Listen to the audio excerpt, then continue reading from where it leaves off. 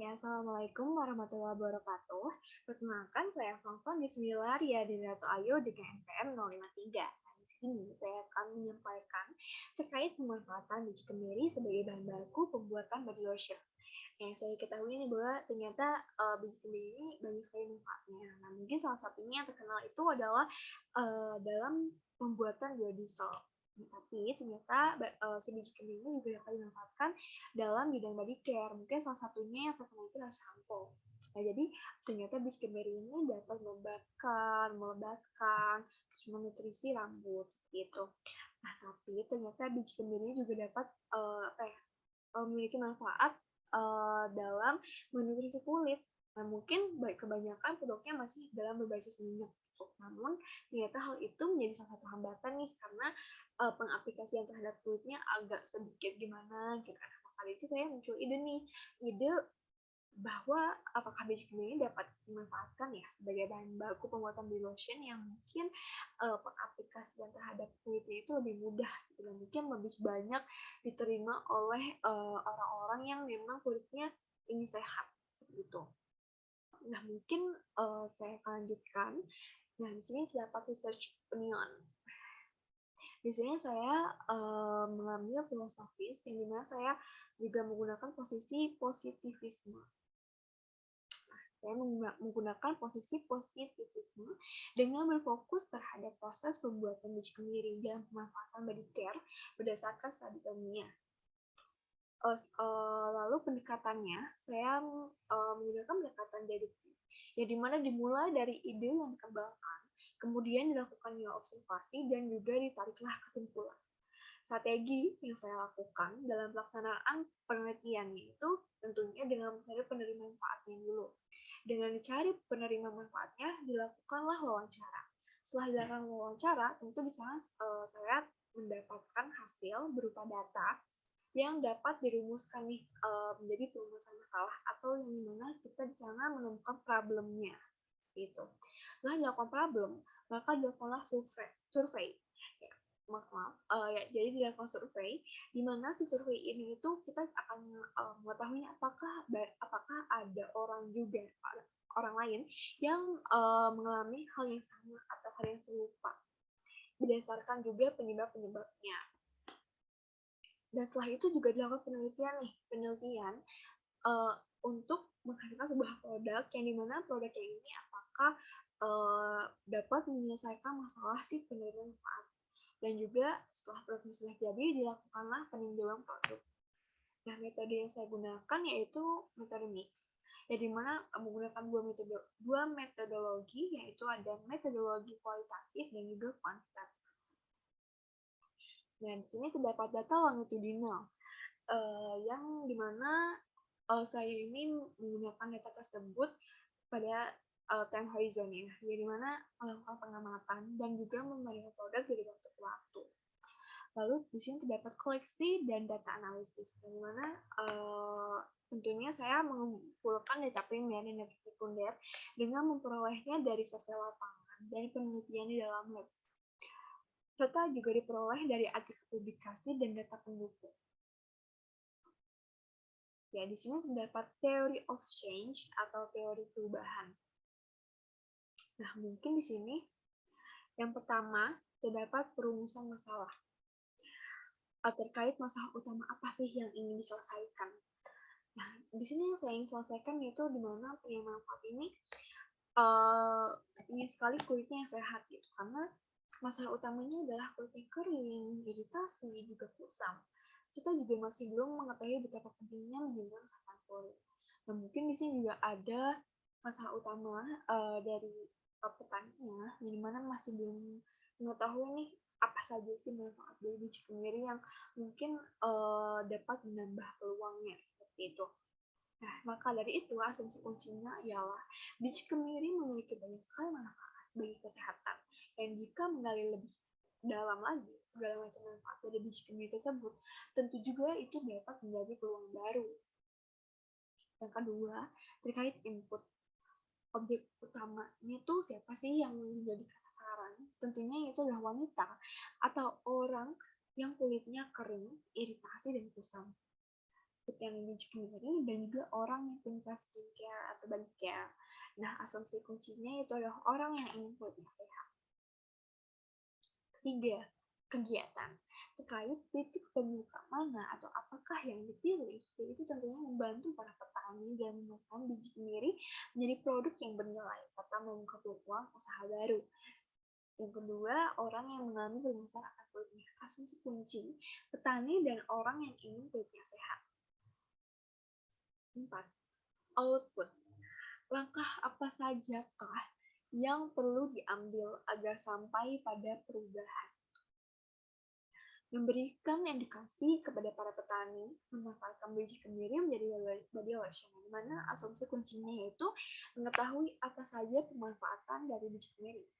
Dan di sini juga saya harap ada outcomes, yang dimana di sini ada efek yang dapat diukur dari upaya yang dilakukan. Nah, terkait dari output tadi, didapatlah di mana saya itu ini ada efeknya.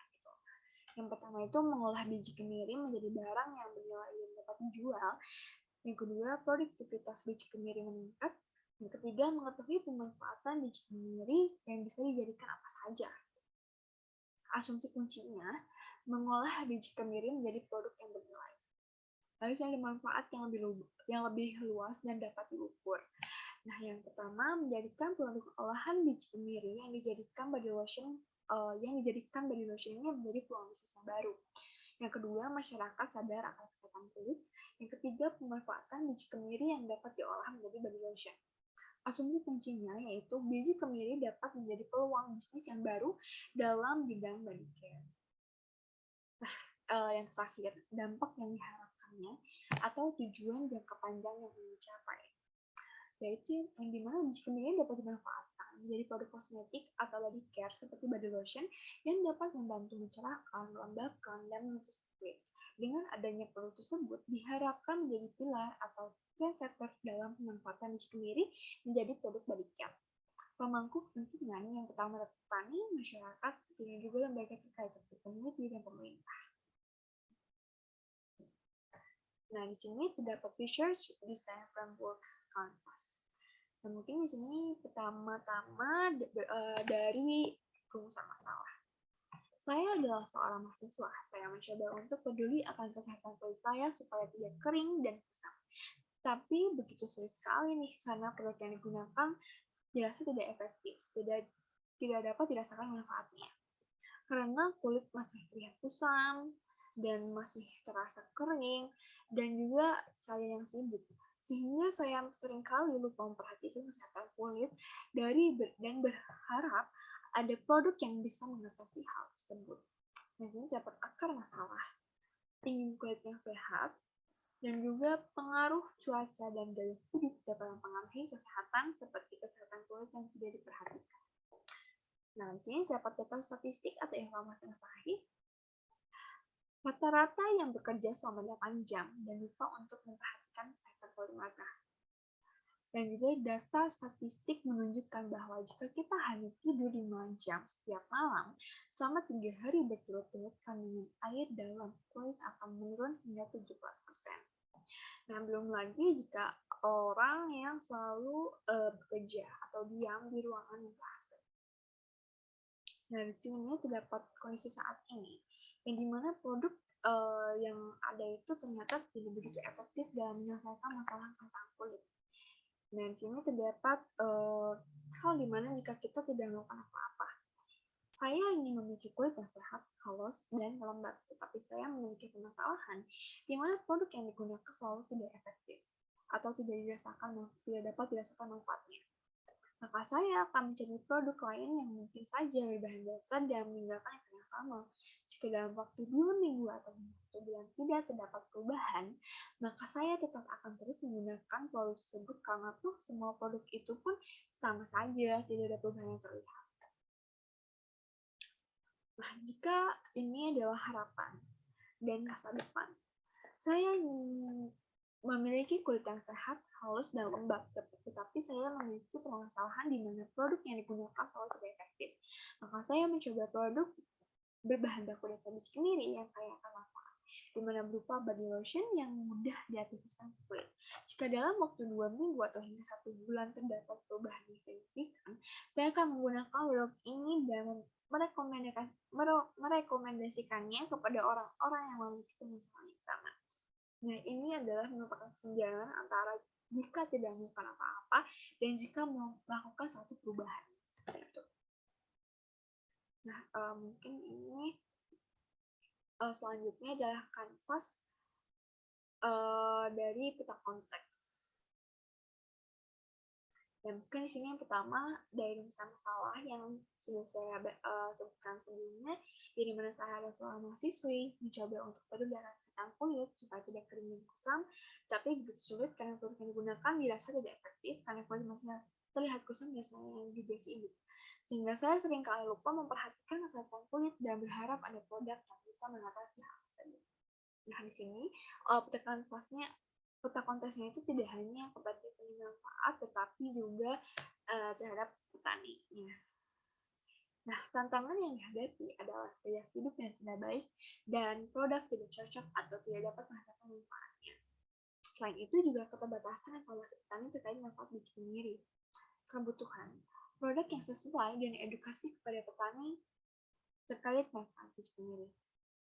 Di sini kekhawatiran bagi pemanfaat yang ingin kulitnya sehat, yaitu produk tidak sesuai dan harganya yang mahal. Jika bagi para petani, yaitu nilai jual buah yang rendah atau tidak stabil. Tren teknologinya produksi menggunakan teknologi yang masih amat sederhana. Harapan bagi pemanfaatnya yaitu kulitnya yang sehat, dan mungkin bagi para petani ingin sejahtera. Di sini terdapat budaya yang dapat mempengaruhi objek sosial, yang dimana memperhatikan kesehatan kulit masih agak dianggap lebay, serta pemanfaatan biji kemiri yang masih berputar di pemanfaatan minyak asid saja, padahal masih ada peluang bagi pemanfaatannya. Peluang baru maksudnya. Lalu di sini terdapat ekonomi dan lingkungan yang mempengaruhi objek sosial, di mana harga kemiri ini seringkali tidak stabil, terkadang normal, turun, naik. Nah, juga produk body care yang ramah lingkungan, peraturan dan regulasi yang mempengaruhi objek sosial, perhatian akan produk body care yang bebas merkuri atau mengandung bahan antiseptik, produk yang halal dan lulus BPOM. Juga di sini terdapat tren demografis yang dapat mempengaruhi objek sosial. Produk body care yang aman bagi ibu hamil atau menyusui dan aman bagi remaja hingga dewasa. Selain itu berbudidaya tanaman di usia muda. Nah, selanjutnya di sini terdapat flowchart tahapan penelitian, yang dimana di sini terdapat start atau mulai, lalu dilakukan perumusan masalah. Jika telah dilakukan wawancara terhadap penerima manfaat, juga di sini dilakukan pengolahan biji kemiri, lalu setelah itu terdapat cairan yang memenuhi syarat, lalu diuji laboratorium. Nah, setelah diuji, diproduksilah menjadi body lotion. Setelah memuaskan dan sesuai persyaratan nasional, maka dilakukan pengemasan. Nah, jika pengemasan ini itu menggunakan kemasan ramah lingkungan, yang dimana jika sudah ada cross-check apakah pengemasan ini sudah tidak ada yang cacat atau bagaimana, maka produk itu sudah selesai. Nah, namun di sini terdapat yang ini, jika produk body lotion ini tidak memuaskan atau tidak sesuai persyaratan nasional, maka dilakukanlah produksi ulang seperti itu. Atau bisa saja ia dilakukan uji laboratorium kembali seperti itu. Ya, sekian yang dapat saya sampaikan. Bila terdapat kesalahan atau kekurangan mohon dimaklumi. Ya, sekian dari saya. Wassalamualaikum warahmatullahi wabarakatuh. Terima kasih.